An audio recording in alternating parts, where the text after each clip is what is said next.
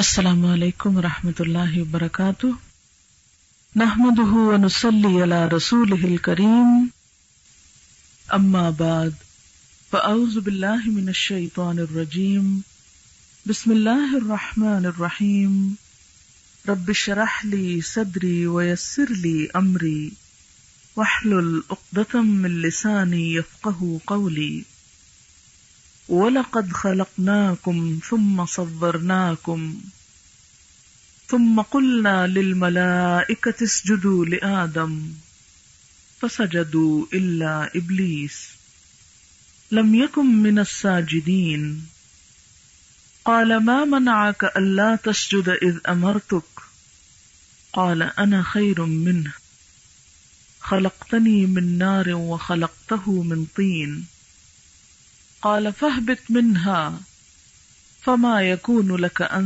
تتكبر فيها فاخرج إنك من الصاغرين قال أنظرني إلى يوم يبعثون قال إنك من المنظرين قال فبما أغويتني لأقعدن لهم صراطك المستقيم ثم لآتينهم من بين أيديهم ومن خلفهم وعن أيمانهم وعن شمائلهم ولا تجد أكثرهم شاكرين قال اخرج منها مذءوما مدحورا لمن تبعك منهم لأملأن جهنم منكم أجمعين ويا آدم اسكن أنت وزوجك الجنة فكلا من حيث شئتما ولا تقربا هذه الشجرة فتكونا من الظالمين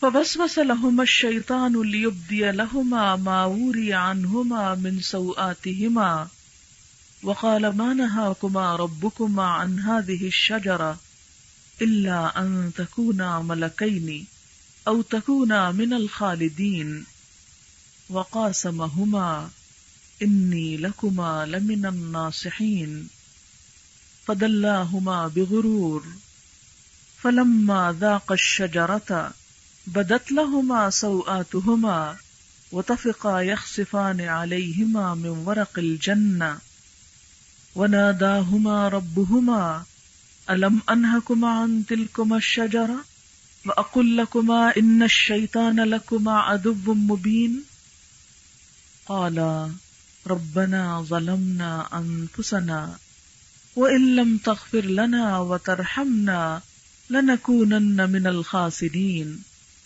قال اهبطوا بعضكم لبعض عدو ولكم في الأرض مستقر ومتاع إلى حين قال فيها تحيون وفيها تموتون ومنها تخرجون صدق اللہ العظیم۔ شروع کرتی ہوں اللہ کے نام سے جو بے انتہا مہربان نہایت رحم فرمانے والا ہے۔ اور البتہ تحقیق ہم نے تم کو پیدا کیا، پھر ہم نے تمہاری صورت بنائی، پھر ہم نے فرشتوں سے کہا آدم کو سجدہ کرو، تو ان سب نے سجدہ کیا سوائے ابلیس کے، وہ سجدہ کرنے والوں میں شامل نہ ہوا۔ اللہ تعالیٰ نے پوچھا تجھے کس چیز نے روکا ہے کہ تو سجدہ نہ کرے جبکہ میں نے تجھے حکم دیا تھا؟ بولا میں اس سے بہتر ہوں، مجھے تو نے آگ سے پیدا کیا اور اس کو مٹی سے بنایا، فرمایا تو یہاں سے اتر جا، تیرے لیے یہ جائز نہیں کہ تو یہاں تکبر کرے، نکل جا، یقیناً تو ذلیل ہونے والوں میں سے ہے۔ بولا مجھے اس دن تک مہلت دی جائے جب سب دوبارہ اٹھائے جائیں گے، فرمایا یقیناً تو مہلت دیے جانے والوں میں سے ہے۔ بولا کیونکہ تو نے مجھے گمراہ کیا تو میں بھی تیرے سیدھے راستے پر ضرور ان کے لیے بیٹھ رہوں گا، پھر میں ان کے سامنے سے آؤں گا اور ان کے پیچھے سے آؤں گا اور ان کی دائیں جانب سے آؤں گا اور ان کی بائیں جانب سے آؤں گا، اور تو ان کی اکثریت کو شکر گزار نہ پائے گا۔ فرمایا نکل جا یہاں سے، مذمت کیا ہوا، دھتکارا ہوا، ان میں سے جو بھی تیری پیروی کرے گا میں ان سب سمیت جہنم کو بھر دوں گا، اور اے آدم رہو تم اور تمہاری بیوی بھی اس جنت میں، اور یہاں سے جو تمہارا جی چاہے کھاؤ، لیکن اس درخت کے قریب نہ جانا ورنہ ظالموں میں شمار ہوگے۔ پھر شیطان نے ان کے دل میں وسوسے ڈالے تاکہ ان کے سامنے ان کے جسم کے قابل شرم حصوں کو جنہیں چھپایا گیا تھا کھول دے، اور بولا تمہارے رب نے تمہیں اس درخت سے نہیں روکا مگر اس لیے کہ کہیں تم فرشتے نہ بن جاؤ یا ہمیشہ رہنے والوں میں سے نہ ہو جاؤ، اور ان کے سامنے قسمیں کھانے لگا کہ یقیناً میں تمہارے خیر خواہوں میں سے ہوں۔ پھر آہستہ آہستہ ان دونوں کو پھسلا کر اپنے ڈھب پہ لے آیا، تو جب دونوں نے اس درخت کا مزہ چکھا تو ان کے سطر ان کے سامنے کھل گئے، اور وہ اپنے اوپر جنت کے پتوں سے خود کو ڈھانپنے لگے۔ ان کے رب نے ان دونوں کو پکارا، کیا میں نے تمہیں اس درخت سے روکا نہ تھا؟ میں نے تم کو کہا نہ تھا کہ شیطان تم دونوں کا کھلا دشمن ہے؟ دونوں پکار اٹھے، اے ہمارے رب، ہم نے اپنی جان پر ظلم کیا، اگر تو نے ہمیں بخشا نہیں اور تو نے ہم پر رحم نہ کیا تو ہم ضرور خسارہ پانے والوں میں شامل ہو کر رہیں گے۔ فرمایا اتر جاؤ، تم میں سے بعض بعض کے دشمن ہیں، اور تمہارے لیے زمین میں ایک خاص وقت تک ٹھہرنا اور فائدہ اٹھانا ہے۔ فرمایا اسی میں تم زندہ رہو گے، اسی میں تم کو مرنا ہے، اور اسی سے تم نکالے جاؤ گے۔ اس وقت میں نے آپ کے سامنے سورۃ الاعراف کی آیت نمبر 11 سے لے کر 25 تک پڑھی ہے، اور ان کا ترجمہ بھی آپ کے سامنے رکھا ہے۔ اس وقت جو آیات آپ نے سنی تو اس سے آپ کو سمجھ میں آ ہی گیا ہے کہ یہاں کس واقعے کی طرف اشارہ ہے، کون سا قصہ بیان ہو رہا ہے۔ دیکھنے میں یہ ایک سیدھی سادی کہانی ہے، لیکن اس کے اندر ہم سب کے لیے بہت سے سبق ہیں۔ یہ کہانی بظاہر آدم علیہ السلام کی کہانی ہے، لیکن حقیقت میں ہم سب کی کہانی ہے۔ جو امتحان آدم علیہ السلام کو وہاں پیش آیا، آج وہی امتحان اس دنیا میں ہم میں سے ہر ایک کو درپیش ہے۔ دیکھا یہ جا رہا ہے کہ اس امتحان میں ہمارا طرز عمل کیا ہے، ہم کیا کرتے ہیں۔ تو آئیے دیکھتے ہیں کہ ان آیات میں اللہ تعالی ہمیں کیا بتاتے ہیں۔ فرمایا وَلَقَدْ خَلَقْنَاكُمْ، اور البتہ تحقیق ہم نے تم کو پیدا کیا۔ انسان خود سے خود نہیں بنا، کوئی چھوٹی سی چیز بھی خود نہیں بنتی، تو انسان جیسی بے مثال چیز وہ خود کیسے بن سکتی ہے؟ پھر کس نے بنایا؟ اللہ تعالی جو بنانے والے ہیں انہوں نے بتایا کہ ہم نے تم کو بنایا۔ ثم صورناکم، پھر ہم نے تم کو صورت عطا کی، بہترین شکل و صورت۔ ثم قلنا للملائکۃ اسجدوا لآدم، پھر ہم نے فرشتوں سے کہا تھا کہ آدم کو سجدہ کرو۔ یہاں اللہ تعالیٰ دراصل انسان پر ہونے والے احسانات کا ذکر فرما رہے ہیں کہ تمہاری تخلیق بھی ہم نے کی، تمہاری یہ صورت ہم نے بنائی، خوبصورت شکل ہم نے تم کو دی، پھر تمہیں عزت بخشی۔ انسان پر ہونے والے یہ احسانات اور یہ انعامات کسی دوسری مخلوق پر نہیں ہوئے۔ ثم قلنا للملائکۃ اسجدوا لآدم، ہم نے فرشتوں سے کہا تھا آدم کے آگے جھک جاؤ۔ فسجدوا، سب جھک گئے۔ اس سے آپ اندازہ لگائیں کہ انسان اللہ تعالیٰ کے نزدیک کتنی پیاری اور کتنی معزز چیز ہے کہ جس کے سامنے فرشتوں کو جھکایا، اور صرف فرشتے ہی نہیں اور مخلوق بھی تھی جس میں جنات بھی شامل تھے۔ فسجدوا، سب جھک گئے، الا ابلیس، سوائے ابلیس کے، لم یکن من الساجدین، وہ سجدہ کرنے والوں میں شامل نہ ہوا، اس نے جھکنے سے انکار کر دیا۔ قال، اللہ تعالیٰ نے پوچھا، ما منعک، تجھے کس نے روکا ہے، تجھے کس نے منع کیا ہے؟ اللہ تسجدہ، کہ تو سجدہ نہ کرے، اذ امرتک جبکہ میں نے حکم دیا۔ اس سے کیا پتہ چلتا ہے کہ یہ حکم صرف فرشتوں کے لیے نہیں تھا اور مخلوقات کے لیے بھی تھا، یعنی جنات کے لیے بھی تھا، اور ابلیس چونکہ جنوں میں سے تھا تو اس نے انکار کر دیا۔ جب پوچھا گیا کہ انکار کی وجہ تو بتاؤ، اللہ کا حکم تھا کیوں نہیں مانا؟ قالا بولا انا خیر منہ، انا خیر منہ، میں اس سے زیادہ بہتر ہوں، میں اس کے آگے کیوں جھکوں، میں اس کے سامنے کیوں سجدہ کروں جبکہ میں اس سے اچھا ہوں۔ یہ لفظ تو تین بھی ہیں کہ انا خیر منہ، لیکن پورے شیطانی مزاج کی عکاسی کرتے ہیں۔ یہ شیطان کا بول دراصل ایک شیطانی رویہ بھی ہے کہ خود کو بہتر سمجھنا اور دوسروں کو حقیر سمجھنا۔ اسی کا دوسرا نام تکبر ہے، خود کو بڑا سمجھنا۔ جب آپ صلی اللہ علیہ وسلم سے پوچھا گیا کہ انسان پسند کرتا ہے کہ اس کا لباس اچھا ہو، اس کے جوتے اچھے ہوں، اس کا رہن سہن اچھا ہو، تو کیا یہ بات تکبر میں شامل ہوتی ہے؟ کیونکہ تکبر اللہ تعالیٰ کو سخت ناپسند ہے۔ تو لوگوں کو فکر ہوئی کہ اپنا خیال کرنا، اپنی زندگی میں اللہ کی دی ہوئی نعمتوں سے فائدہ اٹھانا، کیا یہ تکبر ہے؟ فرمایا نہیں، ان اللہ جمیل یحب الجمال، اللہ تعالیٰ خوبصورت ہے، خوبصورتی کو پسند کرتا ہے، لیکن تکبر کس چیز کا نام ہے؟ غمط الناس و بطر الحق۔ غمط الناس، لوگوں کو حقیر سمجھنا، خود سے کمتر سمجھنا، و بطر الحق، اور حق سامنے بھی آ جائے، سمجھ میں بھی آ جائے تو اس کا انکار کر دینا، صرف یہ سوچ کر کہ حق اس کی طرف سے آ رہا ہے کہ جسے میں اپنے سے کمتر سمجھتا ہوں۔ تو گویا تکبر بندگی کی ضد ہے۔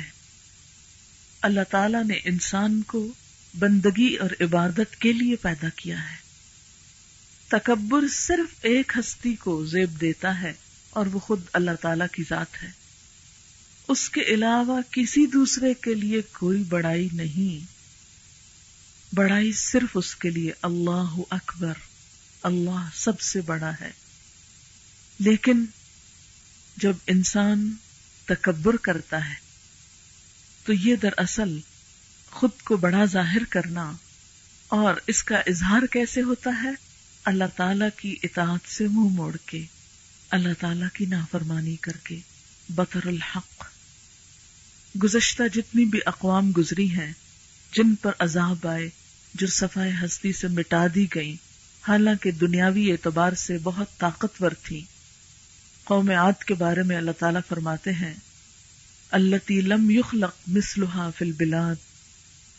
سمود کے بارے میں کہتے ہیں وثمود الذین جابوا الصخر بالواد۔ قوم عاد جیسی تو دنیا میں کوئی قوم پیدا ہی نہیں ہوئی، اتنے طاقتور وہ لوگ تھے۔ سمود وہ لوگ تھے اتنے زبردست کہ جنہوں نے پہاڑوں کو تراش کے گھر بنا لیے۔ فرعون کے بارے میں آتا ہے وفرعون ذی الاوتاد، میخوں والا، جو اس کی قوت اور قدرت کی علامت تھی۔ بڑے بڑے لشکر تھے اس کے، اپنے آرٹ اور کلچر اور فن کے اعتبار سے دنیا میں مانی ہوئی تہذیب تھی، لیکن ان سب کے اندر جو ایک کامن برائی تھی، خرابی تھی، وہ کیا تھا؟ تکبر۔ انہوں نے رب کے رسولوں کو حقیر سمجھا اور ان کی بات نہ مانی۔ آج بھی ہم دیکھتے ہیں کہ جہاں کہیں انسان اللہ تعالی کی بات کا انکار کرتا ہے، وہاں حقیقت میں اس کا تکبر ہی کار فرما ہوتا ہے۔ یہی شیطانی رویہ جو اللہ تعالی کے حکم سے انکار کا سبب بنا تھا، یہی احساس اور یہی خیال دراصل اللہ تعالی کے حکم کے انکار کی وجہ بنی تھی۔ انا خیر منہ، میں دوسرے سے اچھا ہوں۔ آپ دیکھیے کہ عبادت کس چیز کا نام ہے؟ عبادت دو چیزوں سے مل کر بنتی ہے۔ ایک تو اللہ تعالی کے سامنے جھکنے کا نام، اور یہ جھکنا صرف نماز میں نہیں، بلکہ جہاں پر بھی اللہ کا حکم آ جائے، کسی بھی قسم کا، خواہ وہ نماز ہو، خواہ وہ روزہ ہو، خواہ وہ زکوٰۃ ہو، خواہ وہ حجاب ہو، خواہ وہ کچھ بھی ہو، جہاں اللہ کا حکم آ جائے، بندہ مومن کا کام کیا ہے، ایمان والوں کا کام کیا ہے کہ سر تسلیم خم، آمنا وصدقنا، ہم ایمان لے آئے، ہم نے سچ مان لیا، اللہ تعالیٰ کے ہر فرمان کو ہم سچ کہتے ہیں، ہم اس میں حجت بازی نہیں کریں گے۔ اور دوسری طرف انسانی معاملات میں عاجزی، ہمبلنس، دوسروں کے مقابلے میں خود کو بڑی چیز نہ سمجھنا، اور یہ ایک سراسر شیطانی رویہ کہ انا خیر منہ۔ آپ دیکھیں کہ انسانوں کے ساتھ جتنے بھی تعلقات کی خرابی ہوتی ہے، مثلا شوہر اور بیوی میں عموماً جو جھگڑا اور فساد پایا جاتا ہے، اس کی بھی اگر بنیاد دیکھیں یا جڑ دیکھیں تو اس میں بھی عموماً یہی جذبہ کار فرما نظر آتا ہے۔ جہاں بیوی یہ سمجھتی ہے کہ میں شوہر کے مقابلے میں حسب نسب میں، مال میں، خاندان میں، تعلیم میں، فلاں اور فلاں چیز میں بڑی ہوں اور میں اس کی بات کیوں مانوں، وہیں پر خرابی پیدا ہونی شروع ہو جاتی ہے۔ اسی طرح بہن بھائیوں کے اندر عموماً تعلقات کی خرابی کی بنیادی وجہ کیا ہوتی ہے کہ ہم کیا سمجھتے ہیں کہ ہم دوسروں سے زیادہ اہم ہیں، ہماری عزت ہونی چاہیے، ہمیں توجہ دی جانی چاہیے، ہماری خدمت ہونی چاہیے، ہماری خاطر ہونی چاہیے، اور جہاں ہم دیکھتے ہیں کہ ہمارے مال کی وجہ سے یا علم کی وجہ سے یا حسن کی وجہ سے یا کسی عہدے اور مرتبے کی وجہ سے لوگوں نے ہم کو عزت نہیں دی، وہیں ہم سارے اخلاق کی کرچیاں کر دیتے ہیں۔ کوئی اگر ہم کو اچھی طرح سلام نہ کرے تو ہمارے اندر اتنی سکت نہیں ہوتی کہ ہم آگے بڑھ کر اس کو جھک کے مل لیں۔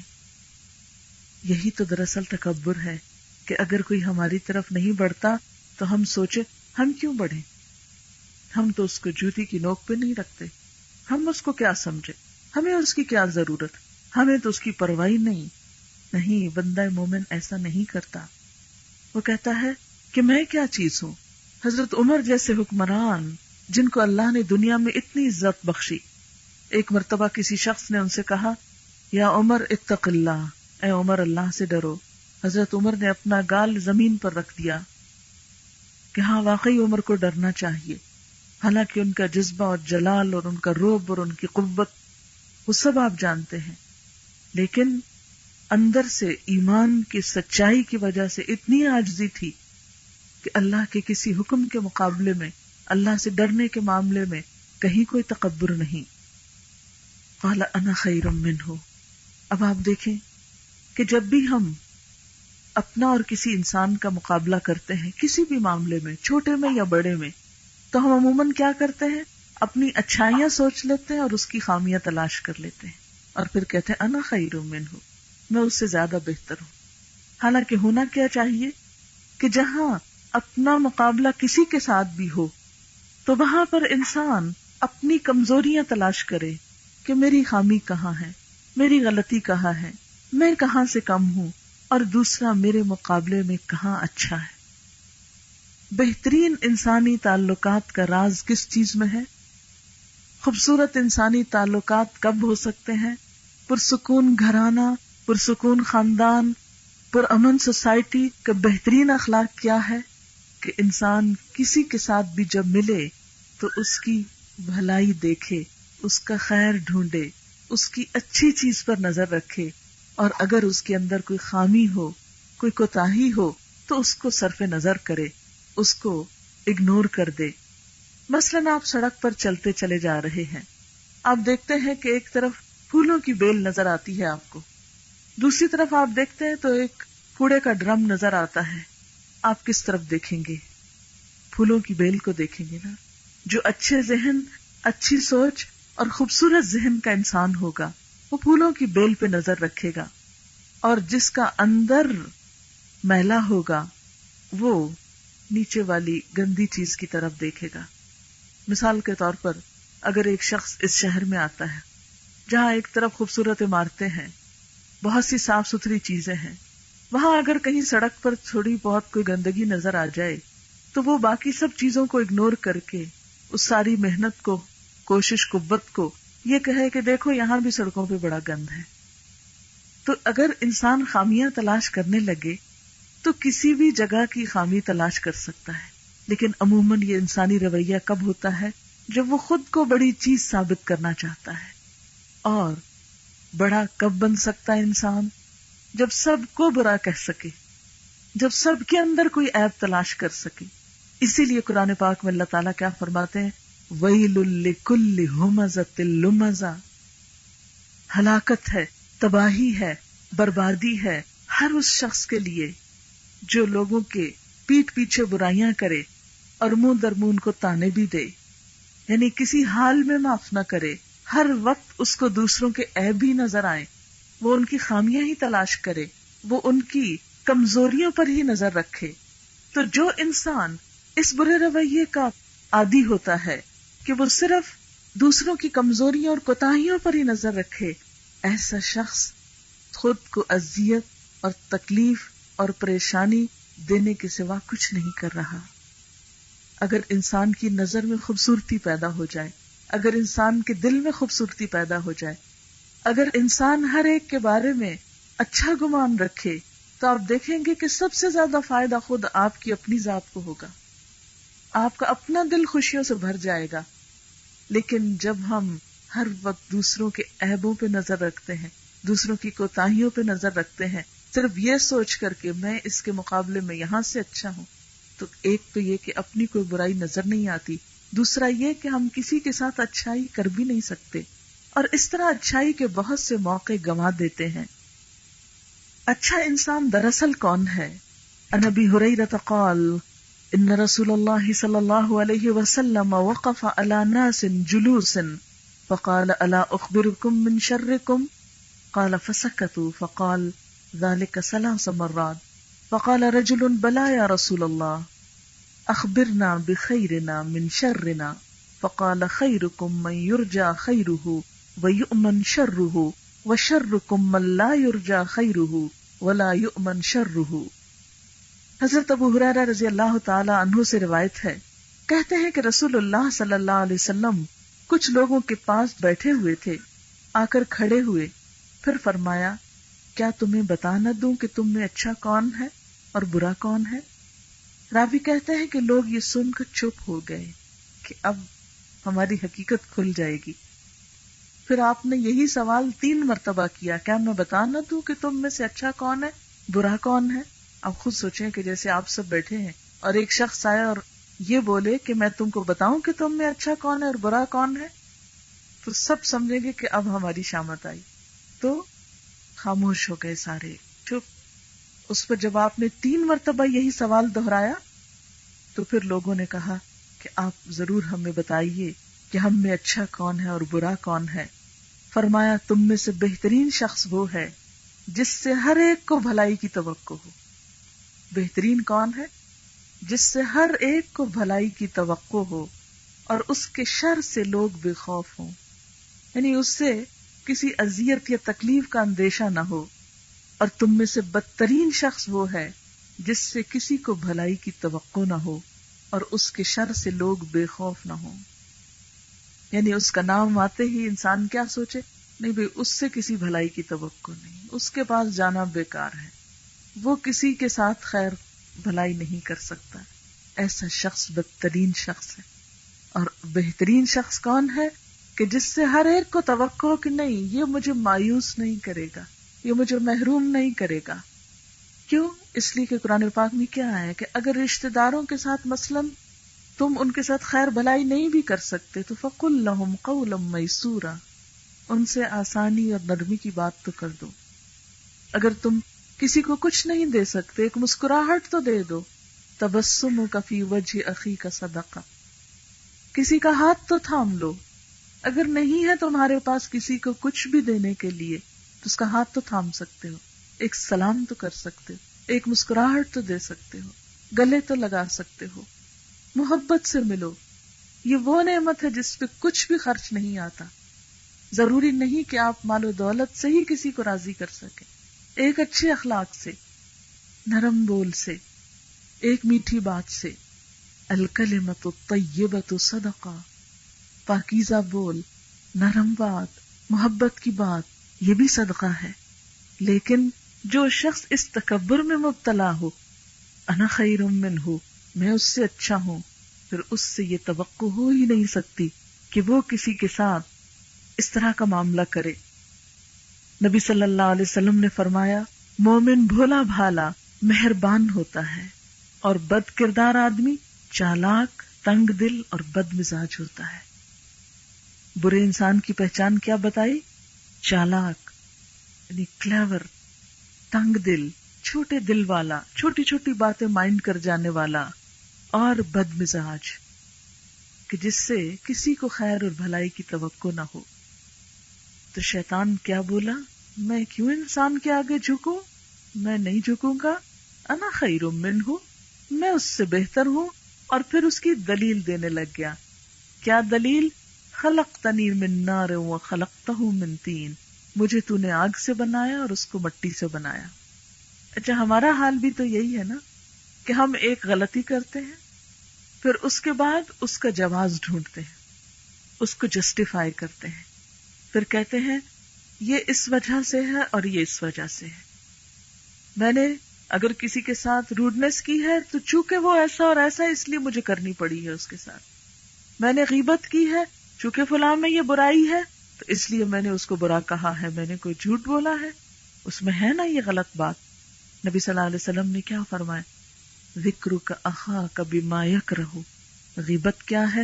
تمہارا اپنے بھائی کا ایسے الفاظ میں ذکر کرنا کہ وہ سنے تو ناپسند کرے. کسی شخص نے کہا کہ اگر وہ برائی اس کے اندر ہو پھر بھی؟ فرمایا یہی تو غیبت ہے، یہی تو غیبت ہے. اور ہم کیا کرتے ہیں کہ میں غلط نہیں کہہ رہا، اب آپ جا کے دیکھ لو وہ ایسا ہی ہے جو میں بیان کر رہا ہوں، ساتھ جسٹیفیکیشن دیتے ہیں. تو شیطان نے پہلا قصور کیا کیا؟ کہا انا خیر منہ. دوسرا کیا؟ کہ اس پر کوئی شرمندگی نہیں، کوئی ندامت نہیں، بلکہ الٹا اس کے جواز اور اس کے بہانے ڈھونڈے کہ وجہ یہ ہے، خلقتنی من نار وخلقتہ من طین، مجھے آگ سے بنایا. اور اس کو آگ میں کیا بڑائی نظر آتی تھی کہ آگ کے شعلے اونچے جاتے ہیں نا اور مٹی نیچے بیٹھتی جاتی ہے، یا یہ کہ آگ جلاتی ہے اور سب پہ چھا جاتی ہے اور مٹی خاموش بیٹھی رہتی ہے خواہ اس کے اوپر آگ بھڑکائی جائے. لیکن دیکھا جائے تو آگ کے کم فائدے ہیں بنسبت مٹی کے. جتنی بھی تعمیر نظر آتی ہے وہ مٹی ہی کے ساتھ ہے. خالی آگ جلتی رہے تو اس سے کچھ بھی حاصل نہیں. انسان کی تخلیق میں مٹی، پودوں کی تخلیق میں مٹی، عمارتوں کی تخلیق میں مٹی، ہر چیز کے اندر مٹی نظر آتی ہے. بہت سی تعمیر اس کے ساتھ ہے لیکن اس کو مٹی میں کوئی فائدہ نظر نہیں آیا. بولا یہ مٹی کا ڈھیر، میں اس کے آگے جھکوں، میں تو بڑی چیز ہوں. قال فاہبط منہا، اللہ تعالیٰ نے فرمایا اتر جائے یہاں سے. فما یکون لک ان تتکبر فیہا، تجھے یہ بات زیبی نہیں دیتی کہ تو تکبر کرے. فخرج، نکل جا. انک من الصاغرین، تو چھوٹا ہونے والوں میں سے، تو ذلیل ہونے والوں میں سے. اس سے کیا پتہ چلتا ہے کہ جو شخص بڑا ہونے کی کوشش کرے اللہ اس کو ذلیل و خوار کر کے رکھ دیتا ہے. اللہ تعالیٰ کو تکبر ہرگز پسند نہیں. اللہ تعالیٰ کے نزدیک وہ شخص جو دنیا میں تکبر کرنے والا ہو، قیامت کے دن چیونٹیوں کی شکل میں اٹھایا جائے گا. لوگ پاؤں سے اس کو روندیں گے، اس کی کوئی قدر و قیمت نہ ہوگی. لیکن انسان کو جب دنیا کی کوئی نعمت ملتی ہے تو اس کی وجہ سے جب وہ خود کو بڑی چیز سمجھنے لگتا ہے تو جھکنا بسا اوقات بہت مشکل ہو جاتا ہے. اسی جھکاؤ کے لیے تو دن میں 5 مرتبہ انسان کا ناک اور پیشانی، جو 2 عزت کے مقام سمجھے جاتے، زمین پر لگائے جاتے ہیں.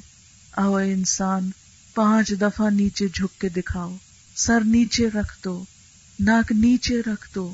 اسی ناک کے کٹنے کا تو تم کو اندیشہ رہتا ہے، یہی ماتھا تو ٹھنکا رہتا ہے. کسی وقت تو تمہارے اندر عاجزی پیدا ہو. یہ نماز کا بھی تو سبق یہی ہے کہ انسان کے اندر جھکنے کی عادت پیدا ہو. اللہ تعالیٰ بار بار انسان کو جھکاتے ہیں تاکہ انسان کے اندر عاجزی پیدا ہو. نماز کا جھکنا صرف ایک ریچول نہیں ہے، وہ پوری زندگی کا ایک آئینہ ہے کہ جو انسان کو یہ سکھاتا ہے کہ انسان بن کر رہو.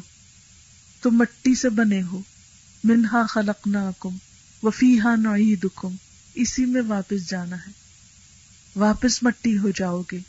تم کس بات پر اکڑتے ہو؟ تو شیطان کو بھی اس کے تکبر کی وجہ سے اللہ تعالیٰ کی سخت ناراضگی کا سامنا کرنا پڑا. آپ دیکھیں کہ بعض روایات میں آتا ہے کہ ابلیس جو تھا کان من الجن ففسق عن امر ربی، جنوں میں سے تھا، اس نے اپنے رب کے حکم کی نافرمانی کی.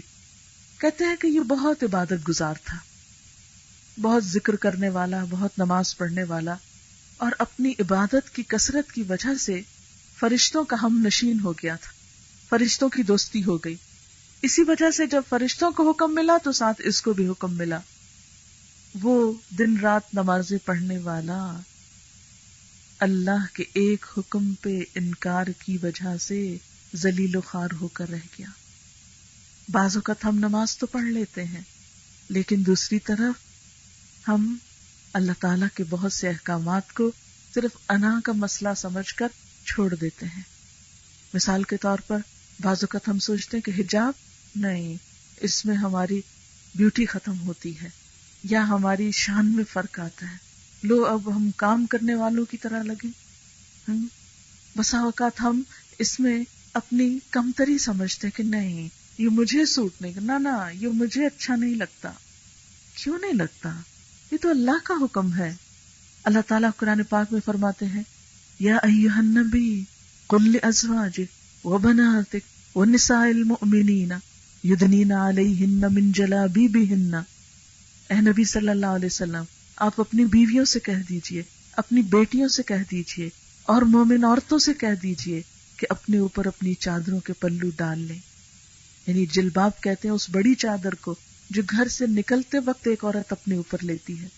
بہت سے لوگ یہ کہتے سنائی دیتے ہیں کہ یہ کون سا قرآن کا حکم ہے.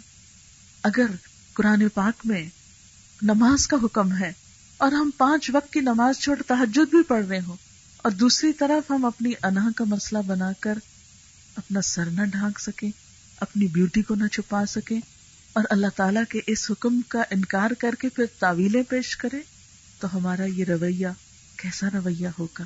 ہم سب کو اپنے طرز عمل پہ غور کرنے کی ضرورت ہے. پھر کیا ہوا؟ پھر بھی اس کو سمجھ میں نہیں آیا. جب اللہ تعالیٰ نے اتنی سخت ڈانٹ پلائی فخرج انک من الصاغرین، تو چھوٹا ہو چکا ہے، تیری اس عبادت نے تجھ کو فائدہ نہیں دیا، جا تو اللہ کی نظر سے گر چکا ہے. اس کو پھر بھی سمجھ نہیں آئی. قال انظرنی الی یوم یبعثون، کہنے لگا مجھے ڈھیل دے، مہلت دے، اس دن تک کہ سب اٹھائے جائیں. ہم بھی بعض اوقات اللہ کی نافرمانی کر کے یہ سوچتے اچھا جنت میں تو جانا نہیں، یہ دنیا میں چند دن ہے، اس میں ہی تو موج کر لیں، اور کتنے گناہ کر سکتے ہیں، تھوڑے اور کر لیں، اور پھر وہ کرتے چلے جاتے ہیں. شیطان نے بھی مہلت مانگی تھی کہ جب قیامت کا دن آئے، جب تک مجھے موقع مل جائے کہ میں خوب کھل کر اپنے دل کی بھڑاس نکالوں، انسان کو بہکاؤں اور غلط کام کروں.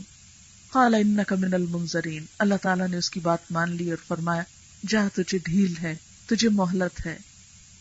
قال فبما اغویتنی، بولا کیونکہ تو نے مجھے بہکا دیا. ایک اور شیطانی رویہ، غلطی خود کر کے بلیم اللہ تعالیٰ کو کرنا. قال فبما اغویتنی، کیوں تو نے مجھے کہا تھا کہ میں انسان کو سجدہ کروں؟ اگر تو مجھے نہ کہتا تو میں انکار نہ کرتا. قال فبما اغویتنی، بھلا تو نے چونکہ مجھے بہکایا، تو نے مجھے گمراہ کیا. اب آپ یہ دیکھیں کہ بعض اوقات ہم بھی تو ایسا ہی کرتے ہیں. ہم غلط کام خود کرتے ہیں، پھر کہتے ہیں اللہ ہی نہیں چاہتا کہ ہم صحیح ہوں، ہماری قسمت میں ہی نہیں کہ ہم کوئی نیکی کریں. ہم تو چاہتے ہیں کہ کوئی نیک کام کریں، لیکن اللہ کی مرضی نہیں. اگر اللہ چاہتا تو ہم کو بھی ہدایت دے دیتا. ہماری تو قسمت میں ہی نہیں لکھا، اور اگر قسمت میں لکھا ہی نہیں جنت میں جانا تو ہم کیسے جا سکتے ہیں؟ اس لیے جو جی میں آتا ہے کرتے چلے جاؤ. حالانکہ یہ دین کے معانی اور مقاصد کے بالکل مختلف ہے. قال فبما اغویتنی لأقعدن لهم صراطک المستقیم، تو نے مجھے بہکایا میں تیرے سیدھے راستے پہ ضرور بیٹھ جاؤں گا ان انسانوں کو بہکانے کے لیے، اب میں تیری طرف ان کو بھی نہیں آنے دوں گا۔ اللہ تعالیٰ کو چیلنج کر دیا۔ یہ بھی ایک شیطانی رویہ ہے، خود غلط کام کرنا اور دوسروں کو بھی اچھا نہ کرنے دینا، یہ بھی شیطان کا طریقہ ہے۔ بعض اوقات انسانوں میں بھی ایسے انسان ملتے ہیں جو نہ خود اچھا کام کرتے ہیں نہ دوسروں کو کرنے دیتے ہیں، خود بھی غلط کام کرتے ہیں اور دوسروں کو بھی نیکی کی طرف جانے سے روکتے ہیں۔ اگر کوئی بھی اچھائی کی طرف جانے لگے تو ان کو پھسلاتے ہیں، بہکاتے ہیں، طرح طرح کے وسوسے ان کے دل میں ڈالتے ہیں۔ بہرحال کہنے لگا میں تیری طرف ان بندوں کو اب نہیں آنے دوں گا، اس انسان کی وجہ سے میں صاغرین میں سے ہوا، ذلیل ہوا، میں اس انسان کو بلندی کی طرف اب نہیں جانے دوں گا۔ کیا کروں گا؟ ثم لآتینہم من بین ایدیہم، میں ان کے سامنے سے آؤں گا، ومن خلفہم، اور ان کے پیچھے سے آؤں گا، وعن ایمانہم، اور ان کی دائیں جانب سے آؤں گا، وعن شمائلہم، اور ان کی بائیں جانب سے آؤں گا، یعنی چاروں طرف سے ان کو گھیروں گا۔ یہ اگر کسی نیکی کے کام کا ارادہ کریں گے تو سامنے آ جاؤں گا۔ ان کو جب محسوس ہوگا کہ شیطان رکاوٹ ڈال رہا ہے اور پیچھے کو پلٹ کے کوئی اور راستہ ڈھونڈنے لگیں گے تو میں ادھر سے آ کے روک دوں گا۔ اگر وہاں سے یہ دائیں طرف جانے لگیں گے تو ادھر سے آ جاؤں گا، بائیں طرف جانے لگیں گے تو ادھر سے آ جاؤں گا۔ یہ ہوتا کیسے ہے؟ سامنے سے شیطان کیسے آتا ہے؟ جب بھی ہم نیکی کا کوئی ارادہ کرتے ہیں تو بسا اوقات دنیا کی ایسی اٹریکشن سامنے آتی ہیں کہ ہم ان میں الجھ جاتے ہیں اور کام بھول جاتے ہیں۔ مثلا ایک چھوٹی سی مثال ہے، نماز ہی پڑھنے لگتے ہیں، ہم وضو کے ارادہ کرتے ہیں کہ ہم چل کے وضو کرتے ہیں، ہم اٹھتے ہیں بیڈ سے، دیکھتے ہیں اچھا بیڈ ٹھیک کر لیں، بیڈ ٹھیک کر لیا، اچھا یہ کمرے کی یہ چیز ذرا اس طرح ہو رہی ہے، اس کو تھوڑا سا یہ گرا ہوا اس کی ڈسٹنگ کر لیں، اچھا باتھ روم تک پہنچے، باتھ روم میں کچھ ادھر ادھر کی چیزیں نظر آئیں، ذرا ان کو پہلے دھو لیں، یہ بڑا ہی گندا لگتا ہے، طہارت تو نصف ایمان ہے، پہلے باتھ روم کو اچھی طرح صاف کرنا چاہیے، پھر وضو کریں گے۔ اور پھر کرتے کرتے کرتے جب تک ہم وضو کر کے فارغ ہوتے ہیں نماز کا افضل وقت جا چکا ہوتا ہے اور شیطان اپنی چال میں کامیاب ہو چکا ہوتا ہے۔ یعنی چھوٹی چھوٹی ایسی چیزوں میں الجھاتا ہے۔ آپ کسی بھی نیکی کے کام کا ارادہ کریں، کسی بھی نیکی کے کام کا، تو کیا ہوگا؟ اسی طرح راستے میں چھوٹی چھوٹی رکاوٹیں آئیں گی،